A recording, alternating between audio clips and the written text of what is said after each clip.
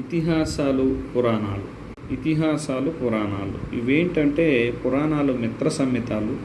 ఇవి మిత్రుని వలె మన యొక్క కర్తవ్య బోధను అంటే ప్రజలకు కర్తవ్య బోధనను తెలియపరుస్తాయి.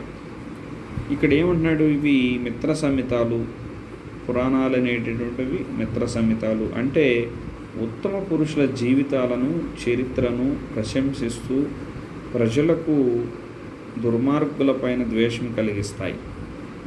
మిత్రుడిలాగా కర్తవ్యాన్ని బోధిస్తాయి. అంటే మంచేదో చెడేదో తెలుస్తుంది. ఇక్కడ మిత్రుడిలాగా ఇక్కడ కర్తవ్య బోధన తెలియపరచడం జరుగుతుంది. వేదాలేమో శబ్ద శాసనాలు, అందుకే శబ్ద ప్రధానమైనటువంటి భాష వేదం అంటే సంస్కృత భాష. అర్థ ప్రాధాన్యం కలిగినటువంటి భాష మన తెలుగు భాష. ఇది కూడా మనకు తెలియాల్సినటువంటి విషయం. కావ్యాలు, ఇక కాంతా సంహిత.